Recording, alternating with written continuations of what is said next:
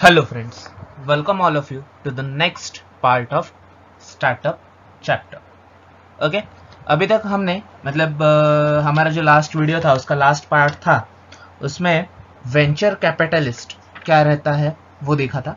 अभी हम आगे बढ़ते हैं एंजल इन्वेस्टर्स के साथ। ओके तो एंजल इन्वेस्टर्स एक तो वो इंडिविजुअल्स भी रह सकते हैं या फिर कोई फर्म भी रह सकती है या फिर कोई कंपनी भी रह सकती है जो एक स्टार्टअप में इक्विटी में इन्वेस्ट करना चाह रही हो।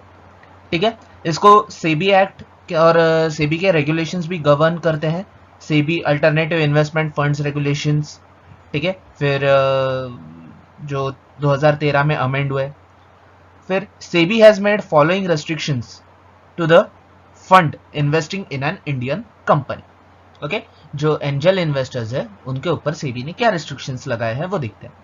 Investee company has to be within 3 years of its incorporation, not listed on the floor of a stock exchange, and should have turnover less than 250 million and not be promoted by or related to industrial group. Okay, तो इसका मतलब ऐसा है कि जो company में ये invest करने वाले हैं ना एंजल इन्वेस्टर्स, ठीक है, वो कंपनी 3 साल से ज्यादा पुरानी नहीं होनी चाहिए। ठीक है, उसका टर्नओवर 2.5 करोड़, ठीक है, 250 मिलियन मतलब 2.5 करोड़ उसके नीचे रहना चाहिए। और ये कंपनी किसी भी एग्जिस्टिंग ग्रुप ऑफ कंपनी से प्रमोट की हुई नहीं चाहिए। ठीक है, जैसे हम मान लेते हैं कुछ ही सालों पहले की बात है, 2016 जब जियो की कंपनी आई। ठीक है, प्रमोटर कौन था? रिलायंस इंडस्ट्रीज लिमिटेड, ये प्रमोटर थे। अभी मुझे आप बताइए कि रिलायंस इंडस्ट्रीज जैसा ग्रुप एक नई कंपनी शुरू करने जा रहा है, क्या वो स्टार्टअप इंडिया के लिए एलिजिबल रहेगा क्या? जी नहीं। ठीक है, क्यों? क्योंकि ऑब्वियसली वो बड़ी कंपनी है, they are an number of businesses. Okay, तो उनके पास फंड्स की अवेलेबिलिटी भी रहेगी, तो और वो खुद ही कंपनी मतलब एक अपना अलग सब्सिडरी बना रहे हैं। ठीक है, एक अलग एरिया एक्सप्लोर कर रहे हैं वो बिजनेस का, तो इसके लिए उसको हम स्टार्टअप नहीं बोल सकते। और ऐसे कंपनीज में जो एग्जिस्टिंग इंडस्ट्रीज ने या एग्जिस्टिंग ग्रुप ने प्रमोट की है वहां पे इन्वेस्ट नहीं कर सकते। नेक्स्ट रेस्ट्रिक्शन क्या है? Deal size is required to be 5 million and 50 million. ठीक है, इसके बीच में होना चाहिए, 5 मिलियन और 50 मिलियन के बीच में। Separately, it is required that investment shall be held for a period of at least 3 years. मतलब क्या, इन्वेस्ट कर दिया जब चाहे निकल गया ऐसा नहीं, कम से कम 3 साल के लिए तो भी रुको तुम। ठीक है, 3 साल के लिए तो भी फाइनेंस करो। 3 साल क्यों रुकना है? क्योंकि तब तक बिजनेस थोड़ा उसको सपोर्ट मिलता है, वो मतलब सेटल हो जाता है, इसके लिए। ठीक है, अभी हमने देख लिया कि एंजल इन्वेस्टर्स रहते हैं, कुछ तो भी रहता है, क्या रहता है वो देखा नहीं। उसके ऊपर सेबी के रेस्ट्रिक्शंस भी है। रेस्ट्रिक्शंस क्या है वो देख लिए। बट एक डाउट आपके मन में आ रहा होगा कि यार वेंचर कैपिटलिस्ट है, वो भी आइदर इक्विटी में इन्वेस्ट करते हैं या फिर कन्वर्टेबल इंस्ट्रूमेंट्स में इन्वेस्ट करते हैं, और एंजल इन्वेस्टर्स भी है, तो इसमें फर्क क्या है? ठीक है, तो बेसिकली मैं आपको बता दूं, दोनों में फर्क इंटेंशन का है। ठीक है, किसका है? इंटेंशन का। वेंचर कैपिटलिस्ट फर्म्स जो रहते हैं उनका ऑब्जेक्टिव क्या रहता है? उनको प्रॉफिट कमाना है, इमर्जिंग बिजनेस से प्रॉफिट कमाना है।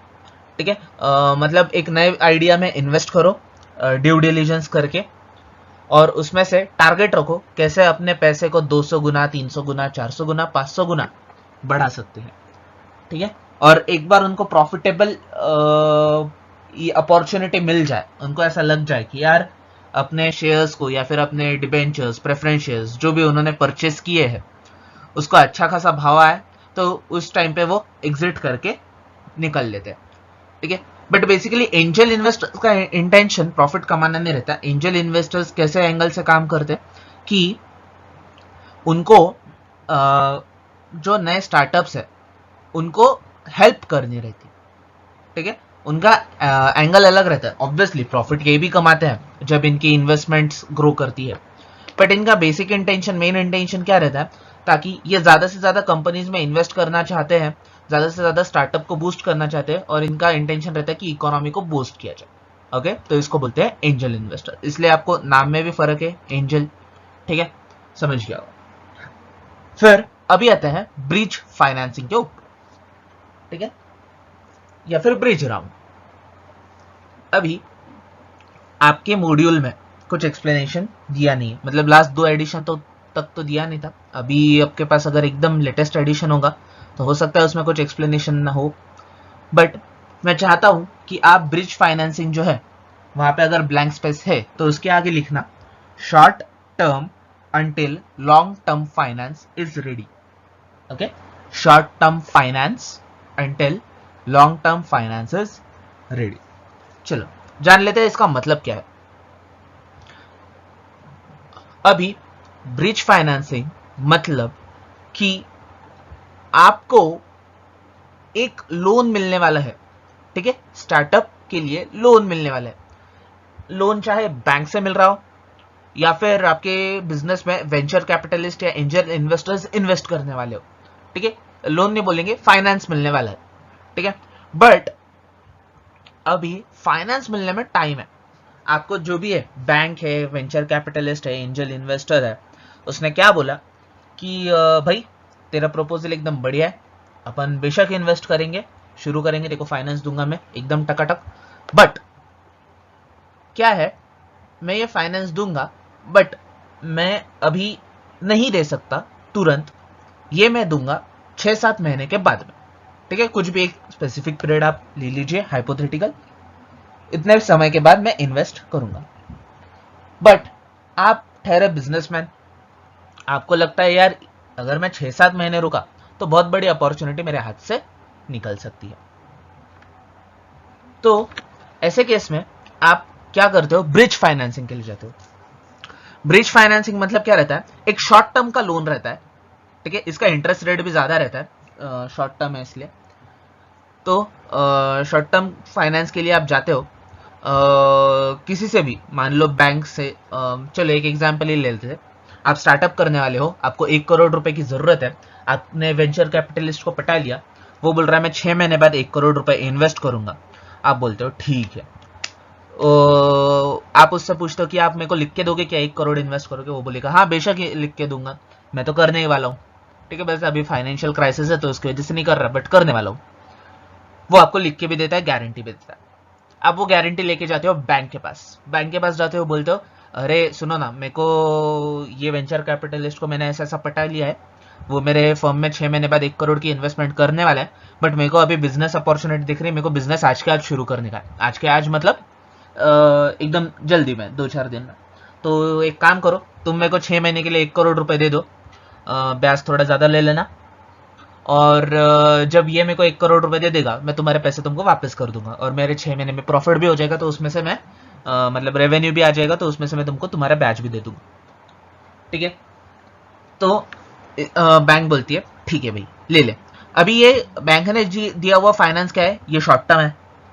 वेंचर कैपिटलिस्ट देने वाला शॉर्ट फाइनेंस कैसा है, लॉन्ग टर्म है, बट लॉन्ग टर्म आने में अभी टाइम है, तो इसके लिए आप शॉर्ट टर्म फाइनेंस अरेंज कर लेते हो, इसको बोलते हैं ब्रिज फाइनेंसिंग, ठीक है। Hopefully you are all clear on this. अभी ब्रिज फाइनेंसिंग का एक सेकंड टाइप भी है, ये तो हमने बोल दिया लॉन्ग टर्म फाइनेंस आने तक शॉर्ट टर्म के लिए फाइनेंस ले लिया, लोन ले लिया, इसको बोलते हैं ब्रिज फाइनेंसिंग। एक सेकंड टाइप भी है ब्रिज फाइनेंसिंग का, वो क्या है, फ्लोटिंग कॉस्ट को फाइनेंस करना। फ्लोटिंग कॉस्ट क्या होता है, जब भी आप फाइनेंस रेज करने के लिए जाते हो, 2 टाइप के फाइनेंस रहते हैं, ये तो आपको पता होगा, एक रहता है डेट यानी लोन, एक रहता है इक्विटी, ठीक है, इसके अलावा कोई फाइनेंस नहीं रहता। प्रेफरेंस रहता है बट वो थोड़ा हाइब्रिड टाइप का है, उसको इग्नोर करेंगे कुछ देर के लिए। इक्विटी और डेट 2 टाइप के फाइनेंसेस रहते हैं। अभी अगर आप इक्विटी इशू करने वाले हो, ठीक है, तो उसके लिए भी कॉस्ट लगता है, आरओसी फाइलिंग फीस लगती है, फिर वो ऑथोराइज कैपिटल अगर बढ़ाना होगा उसका फीस लगता है, फिर वो सब डीड वगैरह, फिर आर्टिकल एओए एमओए अमेंड करो, ठीक है, ये सब खर्चा लगता है। अगर आप लिस्टेड कंपनी है तो लिस्टिंग फीस पे करनी पड़ती है, प्रोस्पेक्ट देना पड़ता है, वो प्रोस्पेक्टस छापने का खर्चा, कंपनी लॉ के स्टूडेंट हो आपको ये सब चीजें तो बताइए क्या कॉम्प्लेक्स है। चलो इक्विटी नहीं ले रहे, डेट ले रहे, तो डिबेंचर के केस में भी ये सारे प्रोस्पेक्टस एंड वो खर्चा हो जाएगा। बट बैंक से लोन ले रहे तो प्रोजेक्ट रिपोर्ट का खर्चा, जो भी आपको फाइनेंसिंग में मदद कर रहा है, जो भी प्रोफेशनल आपने हायर किया है उसको फीस देनी पड़ेगी। फिर बैंक अपना ड्यू डिलिजेंस करती है, वकील को भेजती है, आपके एसेट्स वगैरह देखती है, जो भी आप गिरवी रख रहे हो वो वकील की फीस रहती है। तो बेसिकली आप ये एग्जाम्पल से समझ गए होंगे कि कौन से भी टाइप का फाइनेंस अगर आपको रेज करना है तो आपको कुछ ना कुछ खर्चा करना पड़ता है, ठीक है। तो फाइनेंस रेज करने के लिए जो भी खर्चा होता है उसको बोलते हैं फ्लोटेशन कॉस्ट, ठीक है, उसको बोलते हैं फ्लोटेशन कॉस्ट। अभी मान लो ये फ्लोटेशन, आपका फाइनेंस बहुत बड़ा है तो फ्लोटेशन कॉस्ट भी ज्यादा रहेगा, ठीक है, बैंक की प्रोसेसिंग फीस वगैरह हाई रहेगी, जो भी हो। तो आपके पास वो फ्लोटेशन कॉस्ट पे करने के लिए भी पैसा नहीं है, तो आप क्या करते हो, एक कोई भी देख लेते हो, वेंचर कैपिटलिस्ट को देख लेते हो, अगर वेंचर कैपिटलिस्ट से पैसा आ रहा है तो बैंक को देख लेते हो, कोई भी दूसरा अल्टरनेटिव सोर्स, उससे क्या करते हो, फ्लोटेशन कॉस्ट का पैसा लेते हो, वो कॉस्ट इनकर कर लेते हो। फिर आपको जब एक्चुअल में फाइनेंस मिल जाता है, लोन रहो या इक्विटी रहो, तब आप वो उसका लोन रिपे कर देते हो उसमें से, ठीक है। तो इसको बोल, ये भी एक ब्रिज फाइनेंसिंग है। तो दो टाइप के ब्रिज फाइनेंसिंग हमने देखे, एक लॉन्ग टर्म फाइनेंस आने तक शॉर्ट टर्म फाइनेंस लेते हैं, और दूसरा ब्रिज फाइनेंसिंग देखा कि फ्लोटेशन कॉस्ट को फाइनेंस करने वाला bridge finance. Okay, next series funding या फिर सीरीज फाइनेंसिंग। ये बेसिकली बहुत ही छोटा है। अभी हाँ, एक पॉइंट अपना डिस्कस करना रह गया कि पहले जो पॉइंट है ना, वेंचर कैपिटलिस्ट और एंजल इन्वेस्टर, ये टाइप ऑफ इन्वेस्टर थे, ये टाइप ऑफ इन्वेस्टर्स थे, और ये ब्रिज और सीरीज है ना, ये टाइप ऑफ फाइनेंसिंग है, ठीक है। दो वो एक ही हेड के नीचे दिए हैं, बट दोनों में डिफरेंस है, ठीक है। वेंचर कैपिटलिस्ट और angel investor, this are type of investors, and bridge financing and series financing, this is type of financing, कौन सा टाइप में फाइनेंस कर रहे हैं। Hope you are all clear on that, ठीक है। तो जब सीड खत्म हो जाता है, फिर आप बिजनेस शुरू करते हो छोटा बहुत, फिर वेंचर कैपिटलिस्ट को मना लेते हो या एंजल इन्वेस्टर्स को मना लेते हो, तो तब क्या होता है, वो आपको जितनी भी रिक्वायरमेंट है वो तुरंत नहीं देते, ठीक है, वो सीरीज में फाइनेंसिंग करते हैं। सीरीज में कैसा कि चल भाई तेरे को मशीनरी लेनी क्या, अभी के लिए इतना पैसा ले ले, फिर प्रोडक्शन शुरू कर, फिर आगे देखेंगे, फिर अभी तेरे को एक्सपेंशन करने का है क्या, फिर चल नेक्स्ट सीरीज का फाइनेंसिंग, अभी इतना पैसा ले ले, अच्छा चल अभी ग्रोथ करने की, अभी और एक एरिया एक्सप्लोर करना है क्या, चल सीरीज सी फाइनेंसिंग, तीसरा किस्त ले ले। तो ऐसे इंस्टॉलमेंट में आपको पैसे मिलते हैं, इसको बोलते हैं series financing. After seed funding round and angel funding round, bridge funding round, series funding round will start like series A to Z. A to Z मतलब वो अलग अलग सीरीज, अलग अलग किस्त में, जैसे अपन इंस्टॉलमेंट 1 2 3 बोलते हैं ना, तो इधर अल्फाबेट यूज कर रहे हैं ABC। Series preferred stock is the first round of stock offered during the seed और early stage of round by portfolio company to the venture capital investor. Series preferred stock is often convertible into common stock in certain cases such as IPO or sale of the company. ठीक है, तो क्या बोल रहे हैं ये यहाँ पे, तो कि हाँ ये बोल रहे हैं कि जैसे जैसे कंपनी सीड फाइनेंसिंग के स्टेज को क्रॉस करती है, तब कन्वर्टिबल इंस्ट्रूमेंट्स के फॉर्मेट में ये स्टॉक्स बेचे जाते हैं और पैसा लिया जाता है। और ये कन्वर्टिबल इक्विटी में कब होगा, जब कभी भी मान लो समझो कंपनी आईपीओ के लिए जा रही है, अभी बहुत प्रोग्रेस कर लिया, लिस्टिंग करने जा रही है, आईपीओ के लिए जा रहे हैं, तो उस केस में आप मतलब डिबेंचर्स या प्रेफरेंस शेयर्स जो है उसको इक्विटी में कन्वर्ट कर लो। या फिर अगर आप कंपनी सेल करने जा रहे हो, मतलब स्टार्टअप अच्छा चला नहीं या फिर बहुत अच्छा चला और उसको कोई बड़ी कंपनी एक्वायर कर रही है, जैसे व्हाट्सएप को फेसबुक ने एक्वायर कर लिया, ठीक है, तो उसी प्रकार से अगर कोई बड़ी कंपनी एक्वायर कर रही है तो उस केस में आपके कन्वर्टेबल जो इंस्ट्रूमेंट है वो इक्विटी में कन्वर्ट हो जाएंगे, ठीक है। इक्विटी में क्यों कन्वर्ट करना, ताकि स्टॉक मार्केट में बेचने में आसानी हो जाए अगर आईपीओ होता है तो, या फिर अगर कोई बड़ी कंपनी टेक ओवर कर रही है तो इक्विटी की वैल्यू बहुत ज्यादा बढ़ जाती है वो केस में।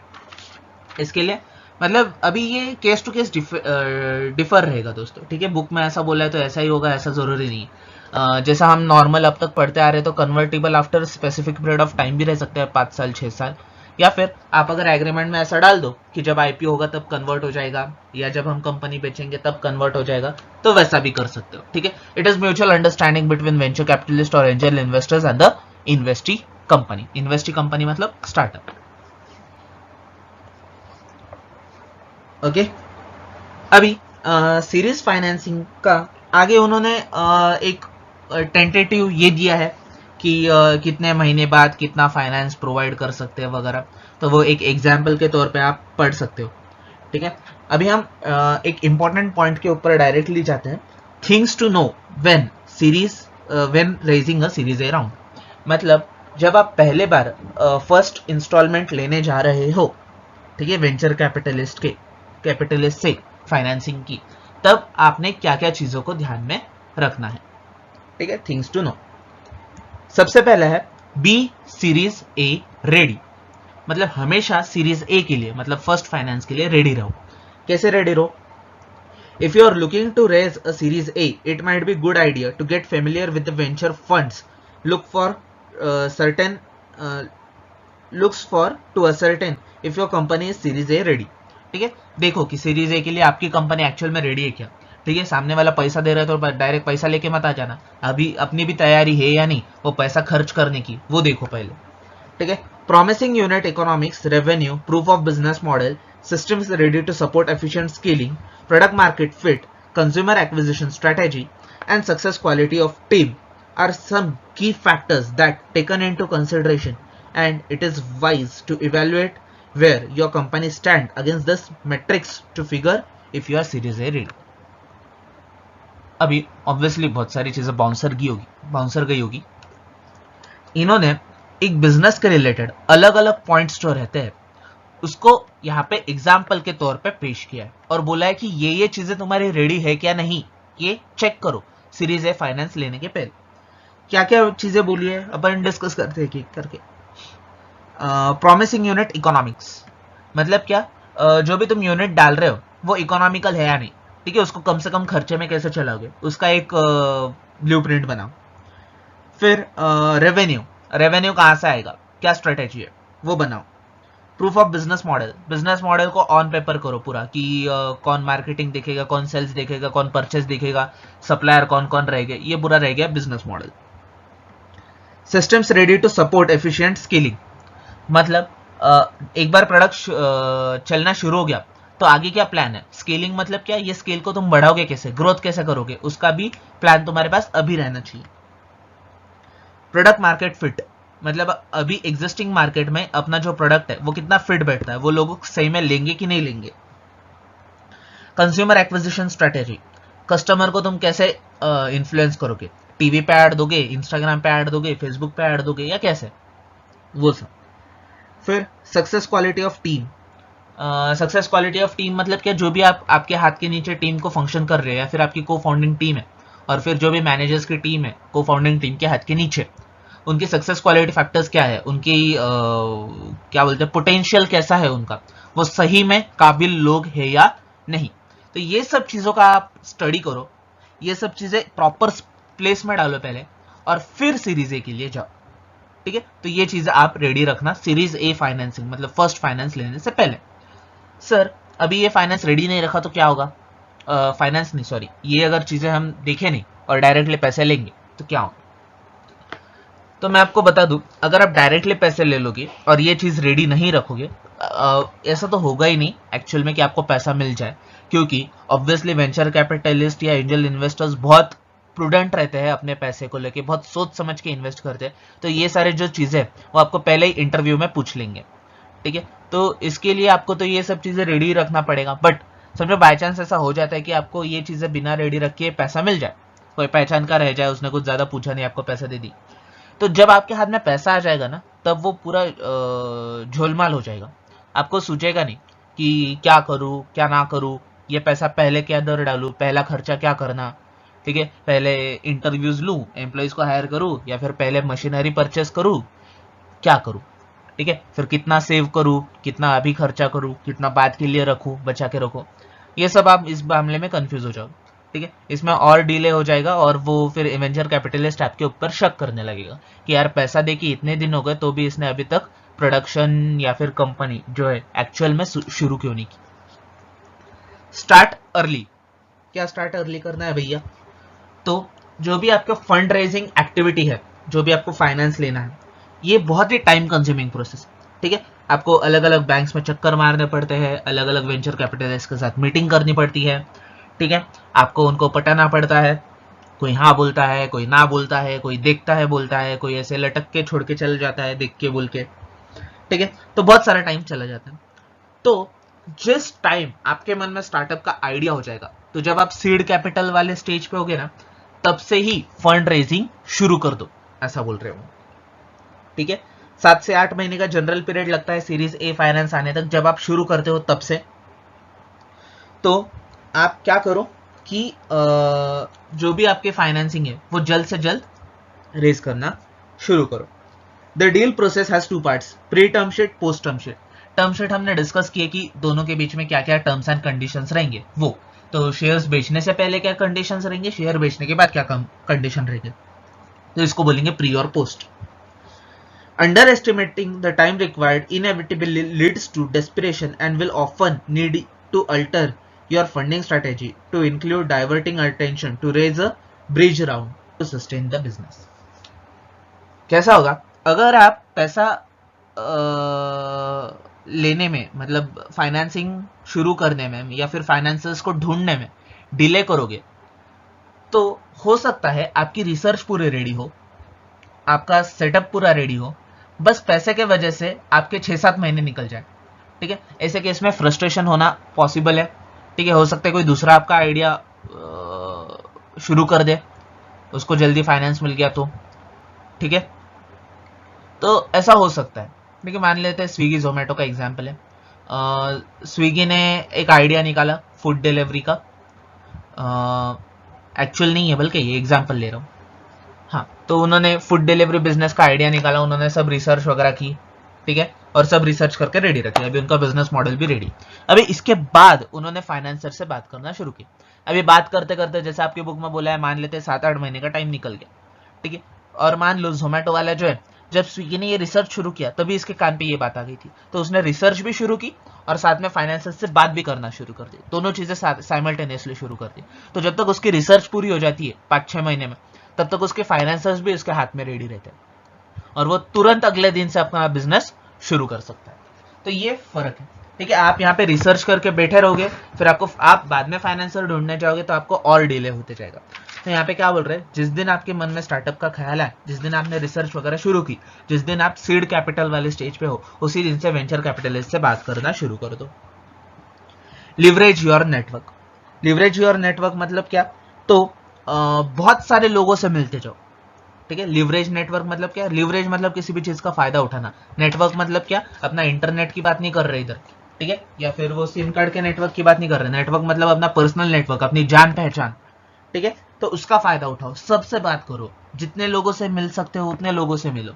ठीक है, और ऐसा आप अगर आप करते जाओगे तो आपको ज्यादा से ज्यादा कॉन्टैक्ट्स मिलेंगे, ज्यादा से ज्यादा रेफरेंसेस मिलेंगे, और फिर आप ज्यादा से ज्यादा वेंचर कैपिटलिस्ट से बात कर सकोगे। ठीक है, then practice your pitch. Pitch मतलब क्रिकेट के पिच की बात नहीं हो रही इधर, पिच मतलब एक पिच प्रेजेंटेशन रहता है फंड रेजिंग के लिए। पिच प्रेजेंटेशन क्या रहता है, एक ऐसा आप आपके आंखें बंद करो और एक ऐसा सिनेरियो अज्यूम करो कि एक वेंचर कैपिटलिस्ट, सब लोग बैठे हैं। ठीक है, एक होटल, एक बहुत बड़ा 5 स्टार होटल है, उसका कॉन्फ्रेंस रूम है, वहां पे अलग अलग टेबल पे वेंचर कैपिटलिस्ट बैठे हुए हैं। जैसे आपने आईपीएल का ऑक्शन देखा होगा ना, वहां पे अलग अलग टीम्स के मैनेजर्स बैठते हैं, वैसे अलग अलग टेबल्स पे वेंचर कैपिटलिस्ट बैठे हैं।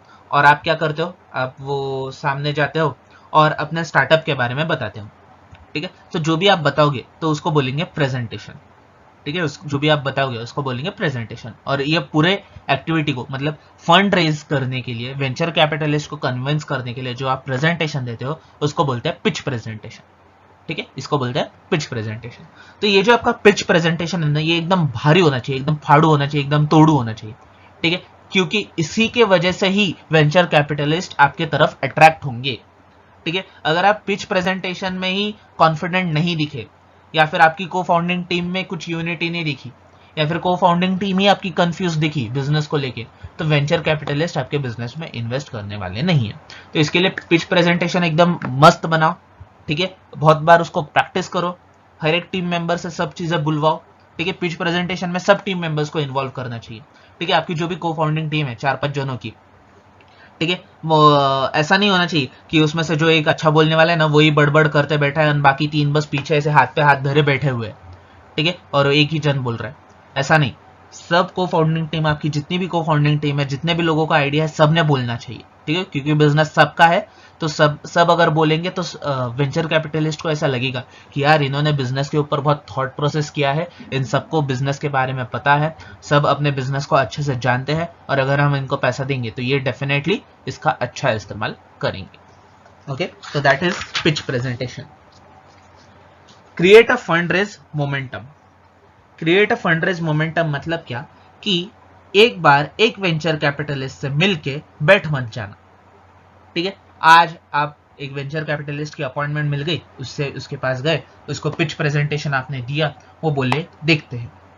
अभी जब तक वो देखते हैं बोले तब तक आप घर पे आ गए, बैठ रहे मस्त खाना पीना खा रहे, 2-4 महीने हो गए, उसका देखते अभी तक खत्म नहीं हुआ। ऐसा नहीं चलेगा दोस्तों। आपको क्या करना पड़ेगा, एक फंड रेज मोमेंटम मतलब क्या, ठीक है, एक से मीटिंग हुई क्या, चलो दूसरे के पास जाते, दूसरे से मीटिंग हुई क्या, तीसरे के पास जाते। ठीक है, तो जैसे लास्ट पॉइंट में अपन ने लेवरेज और नेटवर्क किया ना, तो नेटवर्क की वजह से अपने को कनेक्शंस मिले, रेफरेंसेस मिले। अभी वो रेफरेंसेस का फायदा उठाओ और जितना हो सके उतने वेंचर कैपिटलिस्ट से मिलते जाओ। ठीक है, तो कोई ना कोई हाँ बोल ही देगा। तो एक से मिलके बैठ मत जाना, बहुत लोगों से मिलते जाना। Know the standard market practice. ठीक है, स्टैंडर्ड मार्केट प्रैक्टिस मतलब क्या, मार्केट की जानकारी बहुत अच्छे से रखना दोस्तों, आपके बिजनेस के रिलेटेड भी और फाइनेंस के रिलेटेड मार्केट की भी। ठीक है, एक एग्जांपल देता हूं। आप गए वेंचर कैपिटलिस्ट के पास, आपने बिजनेस समझाया, पिच प्रेजेंटेशन दिया, मॉडल समझाया, सब ठीक है हो गया। अभी वेंचर कैपिटलिस्ट आपको क्या बोल रहा है, ठीक है भैया मेरे को तुम्हारा बिजनेस बहुत अच्छा लगा, बट मैं इन्वेस्ट करूंगा डेट फॉर्मेट में, डेट पे मतलब लोन में, डिबेंचर्स लूंगा। ठीक है, इक्विटी नहीं लूंगा। अभी ऑब्वियसली अगर डिबेंचर्स लेगा तो उसके ऊपर ब्याज भी देना पड़ेगा कंपनी को। ठीक है, तो वो बोलता है कि तुम मेरे को कितना ब्याज दोगे। आप बोलते हो सर मैं मेरे फैमिली के काम से परसों एफडी के काम से स्टेट बैंक ऑफ इंडिया में गया था, वहां पे मैंने देखा कि एफडी के ऊपर ब्याज 6% चल रहा है, एफडी 6% से वहां पे हो रही है। तो चलो आपको एसबीआई में इन्वेस्ट करने से अच्छा हमारे यहाँ पे इन्वेस्ट करना, तो मैं थोड़ा प्रीमियम देता हूँ, आपको 6.5% का ब्याज दूंगा। अभी आप बोलो, आपकी जगह मतलब आप अगर ये बंदे के सामने होते तो आप भी हंस पड़ते होते। क्यों? क्योंकि भाई स्टेट बैंक ऑफ इंडिया कहाँ पे है, आपका स्टार्टअप कहाँ पे है। स्टेट बैंक ऑफ इंडिया बहुत ही सेफ इन्वेस्टमेंट है, इसके लिए वो कम रेट ऑफ रिटर्न देते हैं, वहां पे रिस्क बिल्कुल नहीं है। गवर्नमेंट की बैंक है वो, बैंक डूब भी गई तो भी गवर्नमेंट पैसा दे देगा आपको, तो वो डूबने के चांसेस बहुत कम है, इसके लिए वो इंटरेस्ट रेट कम दे। और जहाँ पे यहाँ पे स्टार्टअप, ये अभी तक जमीन पे भी नहीं आई कंपनी, इसका कुछ ना ऑफिस है ना फैक्ट्री है ना कुछ है, बस एक आइडिया है, और वहां पे इन्वेस्ट करने के लिए आप एफडी का इंटरेस्ट रेट से पैसे देंगे, ये कैसे पॉसिबल है। तो आपको देखना पड़ेगा कि फाइनेंसेस के रेट क्या है, स्टार्टअप को कौन से रेट पे करते हैं फाइनेंस। ठीक है, तो कम से कम ये 13 से 14% का तो ब्याज होना ही चाहिए कम से कम। ठीक है, क्योंकि बहुत ही रिस्की इन्वेस्टमेंट है, आज अभी तक कंपनी का ठिकाना भी नहीं और वो पूरा अपना पैसा लगा रहा है उसमें, वेंचर कैपिटलिस्ट। ठीक है, तो ऐसा नहीं करना उसके सामने जाके। तो आपको जो भी स्टैंडर्ड मार्केट प्रैक्टिसेस है ना, उसको ध्यान से आपको स्टडी करना है और उस हिसाब से नेगोशिएशन करना है। Then get the deal terms right. Get the deal terms right मतलब क्या दोस्तों, तो जो भी आप डील करोगे वेंचर कैपिटलिस्ट के साथ, उसको सोच समझ के करना है। अभी सोच समझ के डील टर्म्स कैसे करोगे, तो अगर वो पैसे के लिए हाँ बोल दे तो हवले होके ऐसा मत बोल देना कि हाँ जो भी आप बोलोगे आपकी सब शर्तें मंजूर है, आप जैसा करो वैसा, आप ही हमारे मालिक, बस पैसा दे दो साहब। ऐसा भीखे चाले नहीं करने के वहां पे। ठीक है, क्या करने का, gate the deal terms right मतलब क्या, वो जो भी टर्म्स एंड कंडीशन सामने से बता रहा है उसके ऊपर सोच विचार करो। चाहिए तो उसको बोलो भाई हमको 5-6 दिन दे सोचने को, डिस्कस करने को, बट सोचो उसके ऊपर, उसका फार रीचिंग इम्पैक्ट देखो, उसका फ्यूचर में क्या इम्प्लीकेशन होगा वो देखो। ठीक है, मान लो वेंचर कैपिटलिस्ट बोलता है कि चलो मैं तुम्हारे इसमें रेडी हूं, तुम खुश होंगे, ऑब्वियसली खुश होंगे, क्योंकि इतने दर दर के ठोकरे खाने के बाद एक जन बोल रहा है कि मैं पैसा दूंगा तुमको, खुश होने की बात ही है। बट अगर उसने बोल दिया कि मेरा इक्विटी स्टेक 51% रहेगा, ठीक है, तो यहां से तुम्हारे पैरों के नीचे से जमीन खिसक जाएगी। अभी 51% इक्विटी स्टेक मतलब क्या, पूरा फाइनल डिसीजन उसके हाथ में रहेगा। आप आपके हिसाब से बिजनेस चलाओगे, बट हर एक बात के लिए आपको उसको पूछना पड़ेगा। अगर उसने ना बोल दिया, एजीएम में उसके हाँ बोलने के सिवा स्पेशल रेजोल्यूशन पास ही नहीं हो सकता। ठीक है, क्योंकि 51% स्टेक उसके पास है। तो ऐसे केस में हाँ मत बोल देना, इसका फार रीचिंग इम्पैक्ट तो देखो। पैसा मिल रहा है अच्छी बात है, बट ये कंपनी तुम्हारे से छीनने की कोशिश करेगा वो। ठीक है, मान लो अगर अच्छा आदमी है तो ऑब्वियसली उसको भी अपनी साइड सेफ रखनी है, तो इसके लिए उसने बोला होगा वो आपको आपका बिजनेस करने भी दे सकता है, हो सकता है अच्छा बंदा हो, ज्यादा आपके बिजनेस में टांग नहीं अड़ाएगा, बट बहुत ही क्रूशियल डिसीजन के लिए उसने वो अपने पास सेफ साइड रखी हो सकती है, ऐसा हो सकता है। बट आप भी खुद सोचो ना, अगर 51% इक्विटी उसको दे दोगे तो आपके हाथ में कुछ भी कंट्रोल नहीं रहेगा, आप बस बिजनेस करते रहोगे एज अ एम्प्लॉय वो कंपनी में। ठीक है, परमिशन तो वो उसकी ही लेनी पड़ेगी हर चीज के लिए।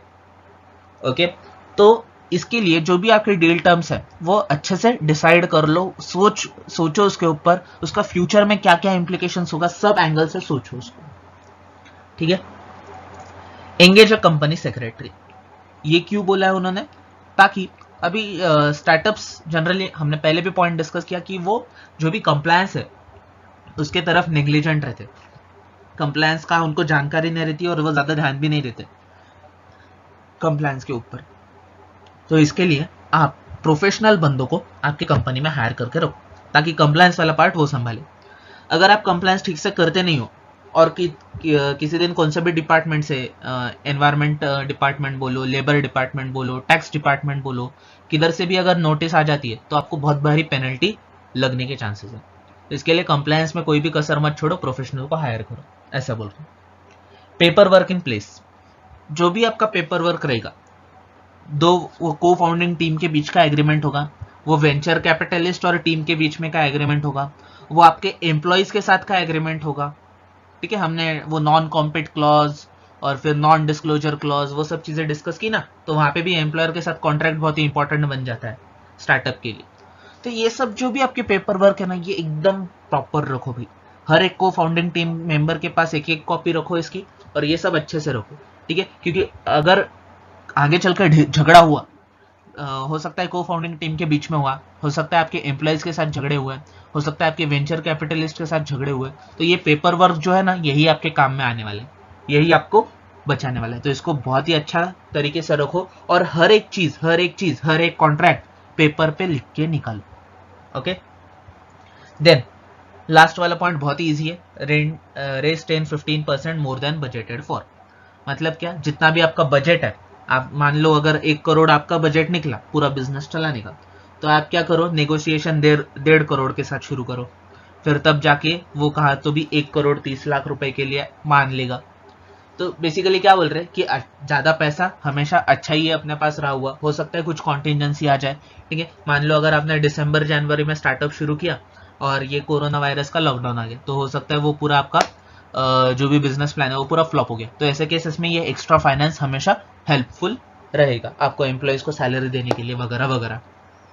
ठीक है, तो एक नॉर्मल पॉइंट है ये, इसमें कुछ रॉकेट साइंस नहीं है, जनरल बोल रहे कि अगर आपका जो भी बजट है उसको उससे ज्यादा ही पैसा रेज करने की बात करो। मतलब नेगोशिएशन तो भी मेरे हिसाब से तो भी 50% से मोर, मतलब 1 करोड़ की जरूरत है तो 1.5 करोड़ से नेगोशिएशन स्टार्ट करो, फिर कहीं जाके आपका वो 1 करोड़ 30 लाख 1 करोड़ 20 लाख ऐसे में सेटल हो जाएगा। ओके, तो होपफुली आपको ये थिंग्स टू नो अच्छे से समझोगे। आपको देखा, आप मतलब आपको समझा होगा कि बहुत ही इंपॉर्टेंट पॉइंट्स है इसके अंदर। ठीक है, हो सकता है एक कौन सा तो भी पॉइंट को उठा के ये केस स्टडी बना के पूछे, आपको ये पॉइंट लिखने की जरूरत पड़े, या फिर हो सकता है ये थिंग्स टू नो के ऊपर आपको डायरेक्ट शॉर्ट नोट भी आ जाए, तो ये पूरे 10 पॉइंट आपको शॉर्ट में लिखने पड़ सकता है। तो इसको इंपॉर्टेंट मार्क कर दो, बहुत ही अच्छा क्वेश्चन इसके ऊपर बन सकता है।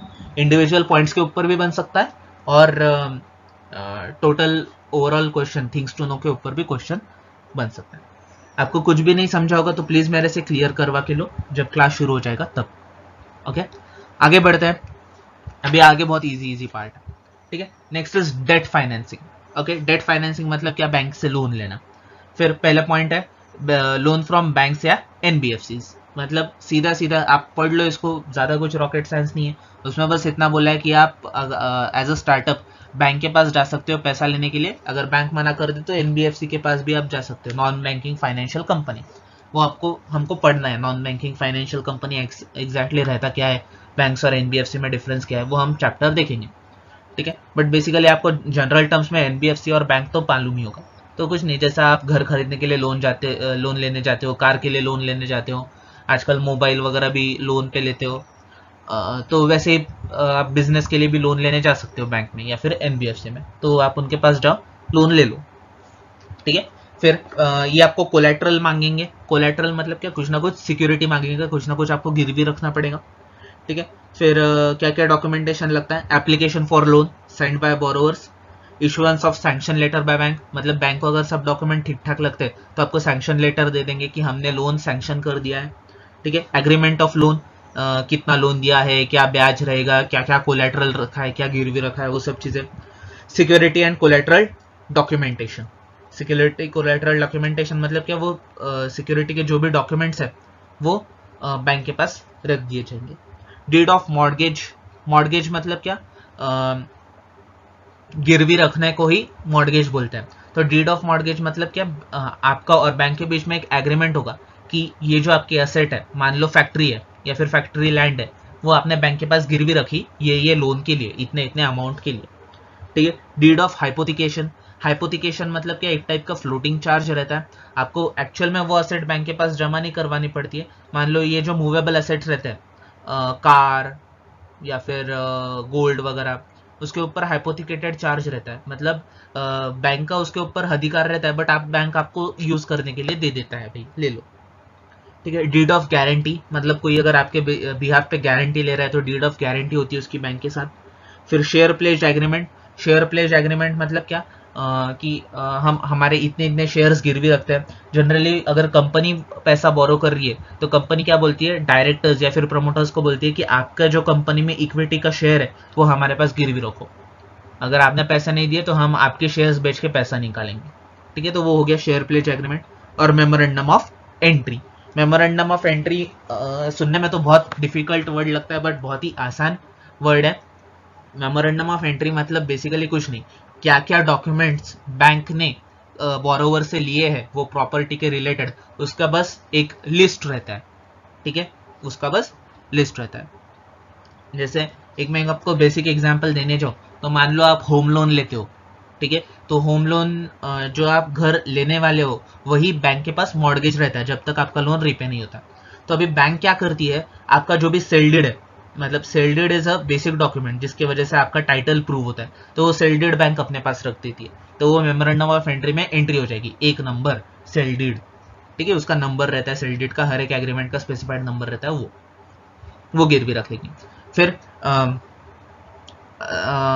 सरसाई रजिस्ट्रेशन, ठीक है, वो रजिस्ट्रेशन करना पड़ता है गवर्नमेंट का जब भी लोन होता है, तो वो जो भी उसका फिजिकल डॉक्यूमेंट्स है वो ले लेगी। नंबर 2 सरसाई रजिस्ट्रेशन ले लिया, ठीक है, एंड सो ऑन। ऐसे जो भी प्रॉपर्टी के रिलेटेड जो भी डॉक्यूमेंट्स रहते हैं वो उसकी एक लिस्ट बना देती है, उसको बस बोलते हैं मेमोरेंडम ऑफ एंट्री, ठीक है, एक इंडेक्स की तरह आप इसको समझ सकते हैं, ज्यादा कुछ डिफिकल्ट नहीं है। ओके, लोन एंड एनबीएफसी के बाद आ गया कमर्शियल बोरोइंग्स। अच्छा, मेमोरेंडम ऑफ एंट्री जो है ना उसको अंडरलाइन करके आप लिख दो कि entry of documents that are given, entry of documents that are given to bank.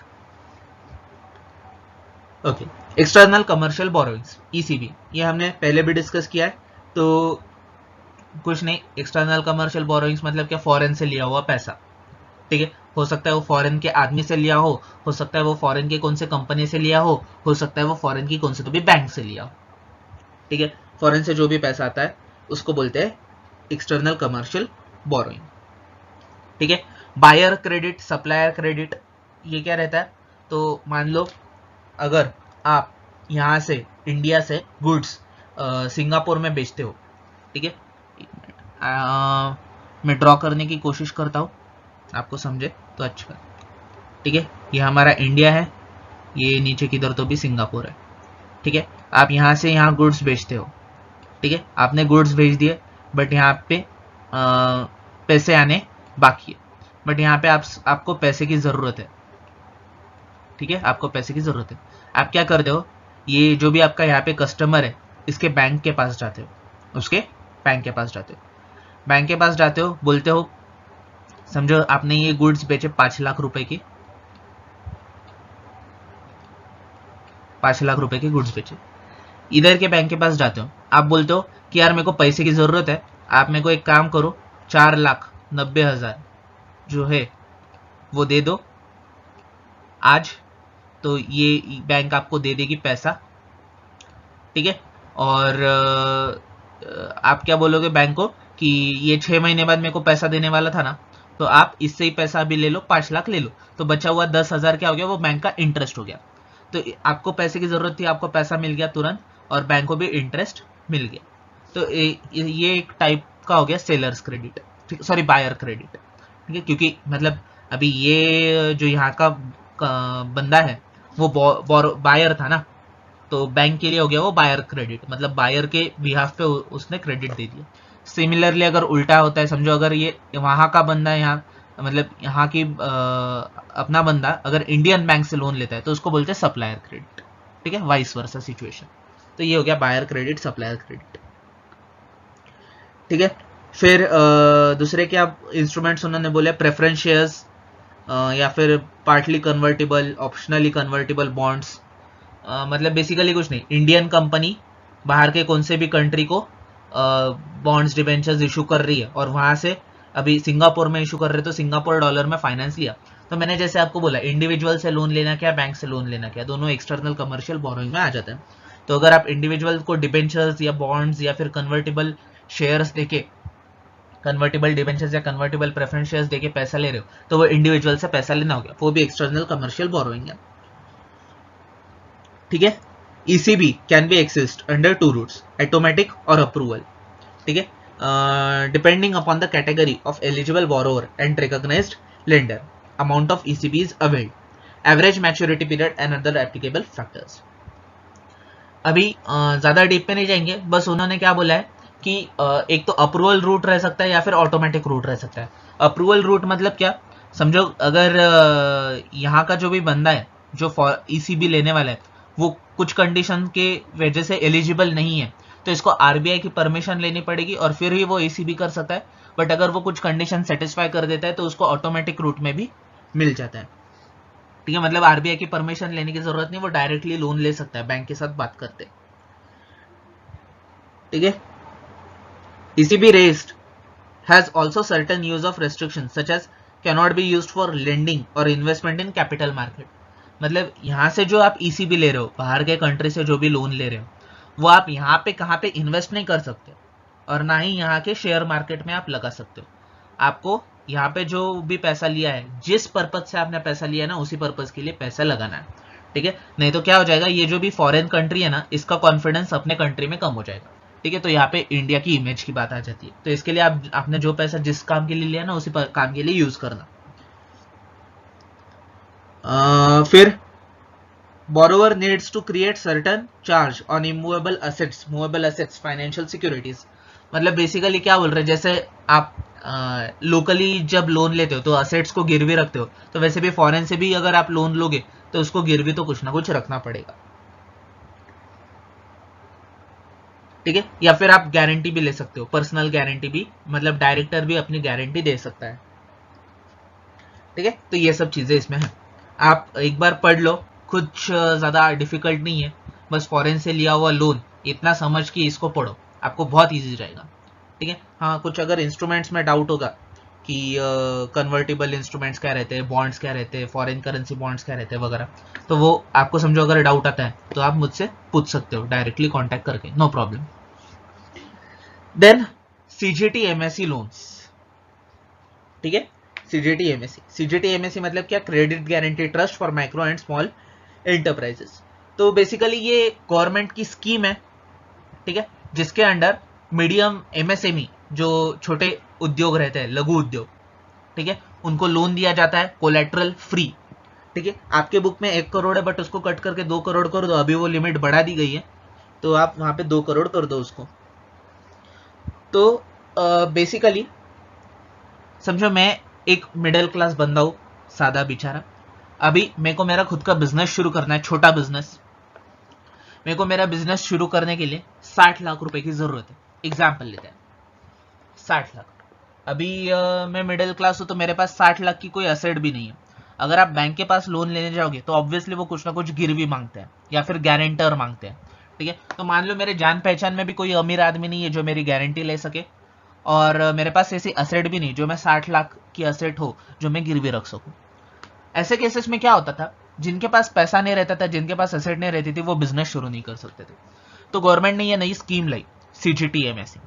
CGTMSE scheme में क्या होता है दोस्तों, कि गवर्नमेंट आपकी गारंटी लेता है, और गवर्नमेंट की गारंटी, उसके ऊपर कोई डाउट ही नहीं ले सकता। गवर्नमेंट पैसा देगा मतलब देगा, ऑब्वियसली, आपने डुबाया तो मान लो मेरे जैसे जो लोग हैं वो अभी लोन ले सकते हैं बैंक के तरफ से CGTMSE स्कीम के अंडर। मैं जाता हूँ बैंक के पास, बैंक को बोलता हूँ बैंक 60 लाख रुपए दे मेरे को। बैंक बोलती है तू मेरे को असेट गिरवी दे। मैं बोलता हूँ नहीं, नई स्कीम आई है, उसके अंडर तू गवर्नमेंट से गारंटी ले CGTMSE में। बैंक बोलती है ठीक है, तू जा उसके पास अप्लाई कर, अप्रूवल लेके आ, मैं तेरे को लोन दे देता। ठीक है, तो मेरे को क्या करना पड़ेगा, गवर्नमेंट के पास एप्लीकेशन करना पड़ेगा, जो भी फॉर्मेलिटीज है वो कंप्लीट करनी पड़ेगी CGTMSE की। फिर एक बार मैंने फॉर्मेलिटी कंप्लीट कर ली तो गवर्नमेंट मेरे को लेटर दे देगा, अप्रूवल लेटर दे देगा, मैं वो बैंक को दे दूंगा। फिर बैंक को विश्वास हो जाएगा कि गवर्नमेंट ने मेरी गारंटी ली है, और फिर बैंक मेरे को पैसा दे देगी। ठीक है, ऑब्वियसली प्रैक्टिकली इतना आसान नहीं है वो सब चीजें, बट मैंने जस्ट आपको शॉर्ट में प्रोसेस बताई। ठीक है, तो इससे क्या फायदा हुआ, तो जो भी गरीब लोग हैं जिनको बिजनेस शुरू करना है, वो बिना गारंटी के, बिना कोलैटरल के अपना बैंक से लोन ले सकते हैं और नया बिजनेस शुरू कर सकते हैं। तो ये CGTMSE स्कीम है। अभी ये स्टार्टअप वाले चैप्टर में क्यों डाला, तो ऑब्वियसली स्टार्टअप भी लघु उद्योगी है, छोटा उद्योगी है, मतलब स्टार्ट छोटे से ही करेगा, तो इसके लिए स्टार्टअप भी ये बेनिफिट का फायदा, ये स्कीम का फायदा ले सकता है। ठीक है, फिर उसके बाद IPO वाला पॉइंट है, अगेन चिल्लर पॉइंट। क्या बोलता है कि एक बार स्टार्टअप ग्रो करने लग जाए, मतलब उसके सब वेंचर कैपिटलिस्ट का पैसा अच्छे से इन्वेस्ट हो जाए, फिर स्टार्टअप को फायदा होने लग जाए, फिर स्टार्टअप ग्रो करने लग जाए, फिर धीरे धीरे वो IPO भी निकाल सकता है। ठीक है, जैसे जैसे बड़ी कंपनी बनते जाती है वो लिस्टेड कंपनी भी बन सकता है, फिर वो नॉर्मल लोगों से भी पैसा ले सकता है IPO के जरिए, शेयर्स देके। ठीक है, then companies can also issue ADRs and GDRs। ADR मतलब अमेरिकन डिपॉजिटरी रिसिट्स, GDR मतलब ग्लोबल डिपॉजिटरी रिसिट्स। ठीक है, दोनों में कुछ फर्क नहीं है, बस अगर आप अमेरिका में इशू करते हो तो उसको अमेरिकन डिपॉजिटरी रिसिट बोलना है। मैं आपको एक एक्सप्लेन करने की कोशिश करता हूँ ये एक्चुअल में रहता क्या है। ठीक है, आप ड्राइंग पे अच्छे से फोकस करना।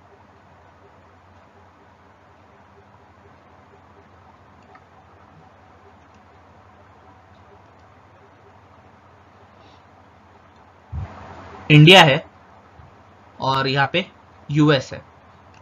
ठीक है, इंडिया और US।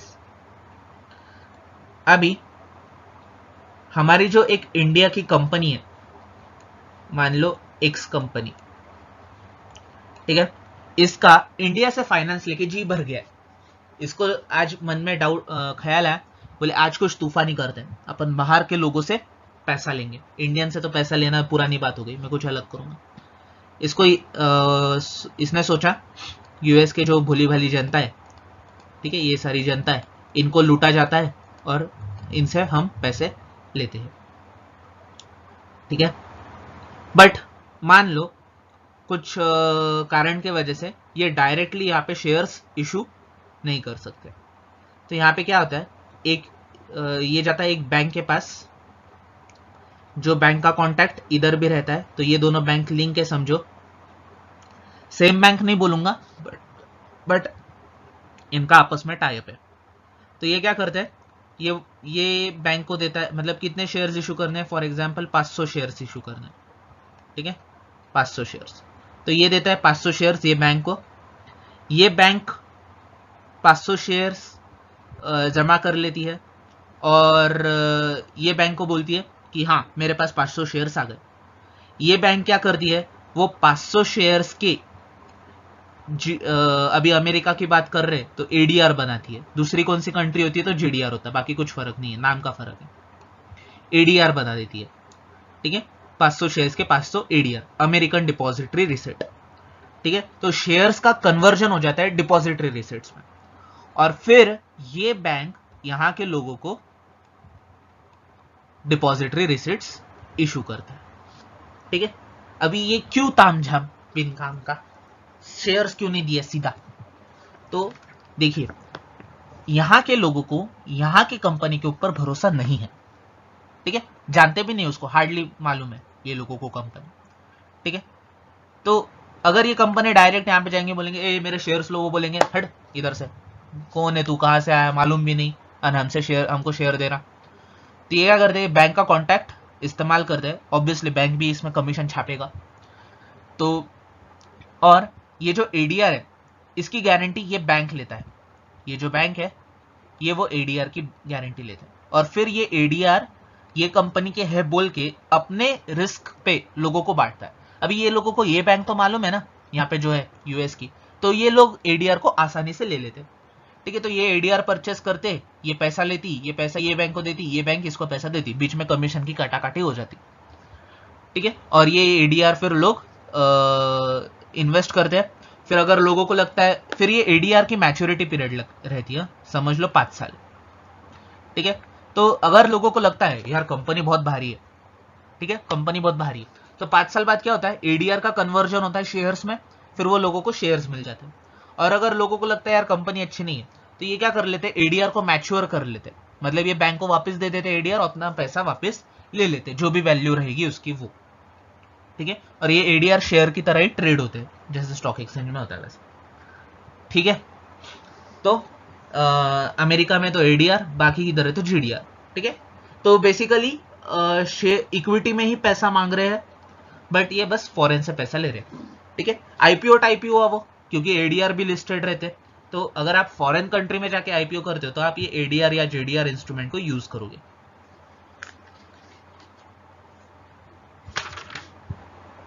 ठीक है। अभी आते हैं अनकन्वेंशनल मोड के ऊपर। दोस्तों थोड़ा पीछे जाओ आपकी लाइफ में, आप जब साइंस पढ़ रहे थे आपने 2 टाइप्स ऑफ एनर्जीज पढ़ा होगा, conventional energy, non conventional energy, या फिर अनकन्वेंशनल एनर्जी, ठीक है। कन्वेंशनल मतलब क्या, पारंपरिक, जो सदियों से चला आ रहा है, और अनकन्वेंशनल मतलब क्या, नया है वह, न्यू टेक्नोलॉजी, ठीक है। तो कन्वेंशनल एनर्जी में क्या था, कोल, हीट, स्टीम, ऐसी एनर्जी। और नॉन कन्वेंशनल मतलब जो नया है उसमें क्या था, solar energy, wind energy, hydro energy, ऐसा। तो उसी प्रकार से कन्वेंशनल सोर्सेस ऑफ फाइनेंसिंग मतलब क्या, ये जो हमने अभी तक डिस्कस किया, angel investors, venture capitalist, banking, loan लेना, फलाना डिगना, ये सब जो भी आईपीओ अभी तक हमने डिस्कस किया, ये सब कन्वेंशनल है, ये सदियों से चला रहा है। बट अभी नया टाइप ऑफ फाइनेंसिंग क्या है वो हम देखते हैं। तो सबसे पहला है क्राउड फंडिंग। सबसे पहला है क्राउड फंडिंग। क्राउड फंडिंग क्या रहता है दोस्तों, कुछ नहीं, एक इक्विटी इशू की तरह ही आप इसको बोल सकते हो, बट एक्चुअल में इक्विटी शेयर्स नहीं मिलते, जस्ट आप डोनेशन बोल के पैसा देते हो। अब वो डोनेशन के बदले आपको रिसीट भी मिलेगी, कुछ केसेस में वो पैसा नॉन रिफंडेबल रहता है, कुछ केसेस में वो पैसा रिफंडेबल भी रह सकता है, ठीक है। तो लोग क्राउड फंडिंग के वेबसाइट्स रहते हैं, आजकल वेबसाइट के थ्रू क्राउड फंडिंग होता है। एक गूगल प्ले स्टोर पे ऐप भी है, रिपब्लिक ऐप बोल के, मैं चाहूंगा आप उसको आज डाउनलोड कीजिए और देखिए, उसमें अलग अलग स्टार्टअप्स आपको दिखने को मिलेंगे और आपको वो इन्वेस्ट करने को बोलेगा। तो कम से कम आप 700 रुपए से इन्वेस्टमेंट उसमें कर सकते हो। 700 रुपए के इन्वेस्टमेंट के बदले में वो आपको रिसिट देंगे, एग्रीमेंट होगा आपका, ऑनलाइन ही होगा ऑब्वियसली। और मान लो अगर आपको वो कुछ लॉक इन पीरियड रहेगा उनका 3 या 5 साल का, और उसके बाद अगर आपको वो रिसिट बेचनी है तो आप बेच सकते हो और अपना पैसा वापस ले सकते हो, जो भी वैल्यू रहेगी वो रिसिट की उसके उतनी। ठीक है, तो ये हो गया एक टाइप ऑफ क्राउड फंडिंग। मतलब क्या किया जाता है कि लोगों को शेयर्स नहीं देते, बट बस लोगों से छोटे छोटे अमाउंट्स में पैसा लिया जाता है। ठीक है, बेसिकली एक मॉडर्न टाइप का चंदा जमा करना। ठीक है, तो होपफुली ये रिफंडेबल भी रह सकता है या फिर नहीं भी रह सकता है। ठीक है, वो कंपनी की पॉलिसी के ऊपर डिपेंड है। ठीक है, तो एक ऑनलाइन वेबसाइट बनाते हैं क्राउड फंडिंग के लिए, तो लोग बहुत सारे जाते हैं, उसमें अपने हिसाब से डोनेशन करते हैं और उससे स्टार्टअप बनता है। ठीक है, तो वो हो गया क्राउड फंडिंग। फिर इंक्यूबेटर्स। इंक्यूबेटर क्या रहता है ये हमने ऑलरेडी डिस्कस किया है। इंक्यूबेटर एक साइंटिफिक टर्म था जो प्रीमैच्योर बेबी के लिए एक कंडीसिव एनवायरनमेंट का काम करता है। वही स्टार्टअप के लिए क्या रहता है इंक्यूबेटर, तो एक फैसिलिटेटर रहता है, मेंटोर बोल के काम करता है। ठीक है, तो जो भी नया स्टार्टअप है उसको मदद करना, लीगली मदद करना, उसको बिजनेस की आइडियाज देना, उसको बिजनेस में मदद करना, एज अ मेंटर फंक्शन करना, उसको बोलेंगे इंक्यूबेटर्स। तो ये इंक्यूबेटर्स भी आजकल फाइनेंस करने लग गए हैं, तो this is also modern type of financing. This setup preseed to seed funding stage and help entrepreneur to develop business ideas or to make a prototype by providing resources and services in exchange of equity stake ranging from 2 to 10%। मतलब basically क्या करते हैं, अगर आपको research and development करना है तो उसके लिए इक्विपमेंट्स चाहिए या फिर सीड कैपिटल चाहिए, तो इसके लिए इंक्यूबेटर्स क्या करते हैं, अपनी जगह देते हैं यूज करने के लिए। मैंने आपको पहले ही बोला कि रिसर्च के लिए वो अपनी जगह देते हैं, टूल्स एंड इक्विपमेंट्स प्रोवाइड करते हैं कि आप हमारे यहाँ पे आओ और रिसर्च करो। बदले में वो फीस लेते क्या, नहीं फीस नहीं लेते, 2 से 10% इक्विटी स्टेक ले लेते हैं आपके बिजनेस में। ठीक है, तो आप उनके इंस्ट्रूमेंट यूज करो, वो सर्विस के बदले में उनको शेयर्स इशू करो। Incubators offer office space, administrative support, legal compliances, management training, mentoring, and access to industry expert as well as to funding through angel investors और VC। मतलब क्या, बेसिकली वो बिजनेस आइडिया देने की काम करते हैं, वो आपको बिजनेस में ट्रेनिंग प्रोवाइड करते हैं, इवन वो आपको वेंचर कैपिटलिस्ट और एंजल इन्वेस्टर्स से भी मिलवाते हैं ताकि आपको आगे का फाइनेंस मिले। ये सब आपको वो मदद करते हैं, लीगल मदद आपको करते हैं। ठीक है, कंप्लायंस के बारे में जानकारी देते हैं, और इसके बदले में उनको क्या चाहिए, आपके कंपनी में स्टेक, पैसा नहीं। ठीक है, तो भी ये भी एक मॉडर्न टाइप का फाइनेंसिंग हो गया। और आगे कुछ नहीं, IIMs IIT में इंक्यूबेटर्स बनाए गए, उसके एग्जाम्पल दिए गए हैं, आप उसको एक बार पढ़ लीजिए। नेक्स्ट है मुद्रा लोन्स। ठीक है, मुद्रा लोन्स कुछ नहीं, लोन की तरह ही है, बट अभी गवर्नमेंट की नई स्कीम है नए बिजनेसेस के लिए, तो इसके लिए इसको अलग से दिया गया है। मुद्रा लोन इंपॉर्टेंट मार्क कर लीजिएगा, एक तो आपको केस स्टडी आ सकती है या फिर शॉर्ट नोट भी आ सकती है, बहुत ही इंपॉर्टेंट पॉइंट है।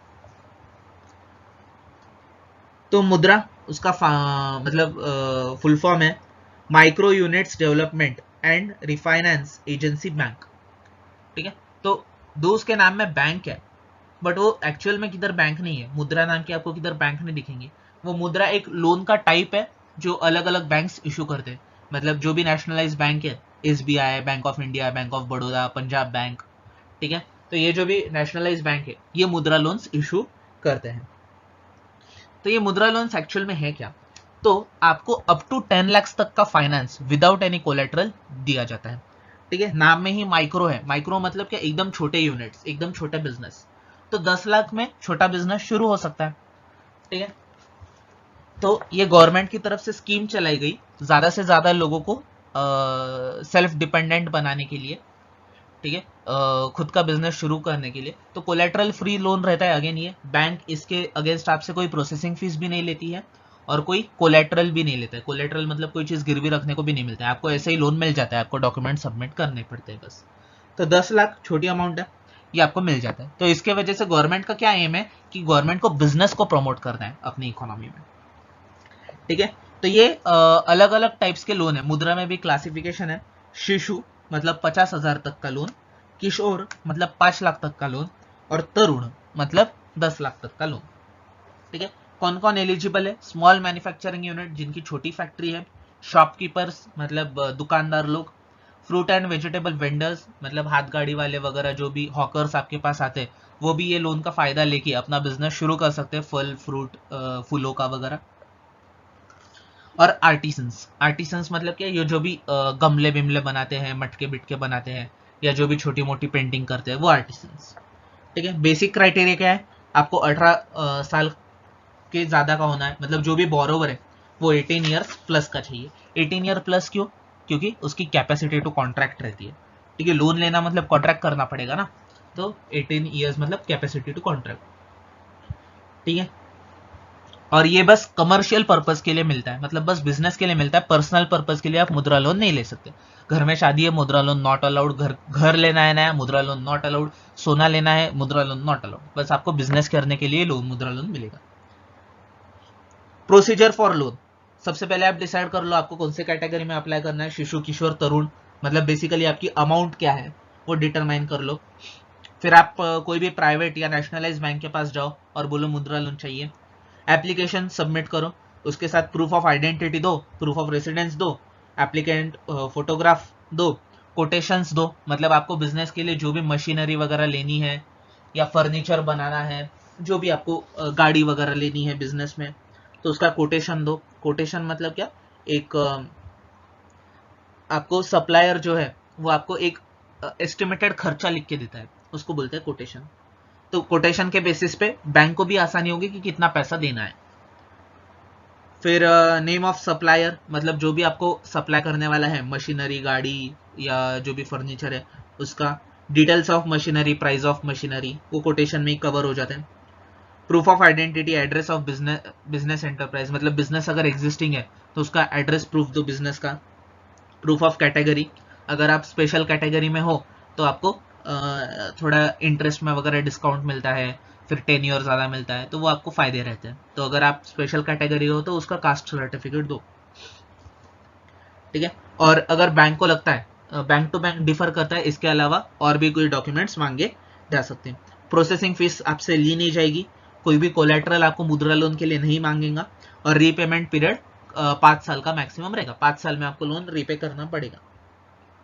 ठीक है, और एप्लीकेंट कोई भी दूसरे बैंक का डिफॉल्टर नहीं चाहिए, मतलब उसने पहले कोई झोलझाल करा हुआ नहीं चाहिए, कोई लोन डुबाया हुआ नहीं चाहिए। अगर बोरोवर ने पहले कौन सा लोन डुबाया है तो वो मुद्रा के लिए एलिजिबल नहीं है। ठीक है, फिर आगे वही बोल रहे, जैसे मैंने आपको बोला कि मुद्रा कोई सेपरेट बैंक नहीं है, बट एग्जिस्टिंग बैंक के थ्रू ही मुद्रा लोन प्रोवाइड किया जाता है। It is type of loans.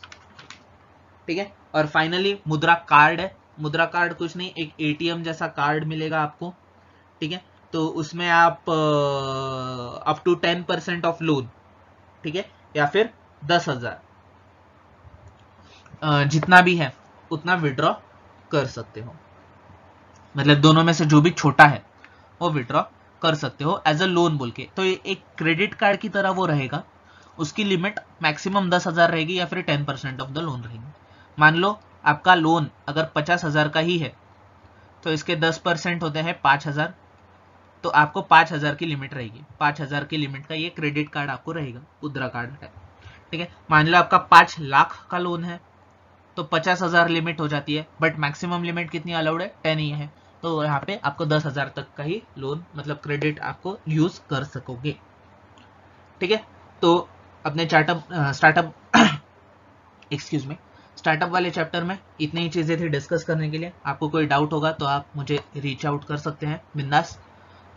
मन में कुछ भी डाउट मत रखिए, प्लीज इसको तुरंत क्लियर करवा लीजिए। Okay, thank you all of you.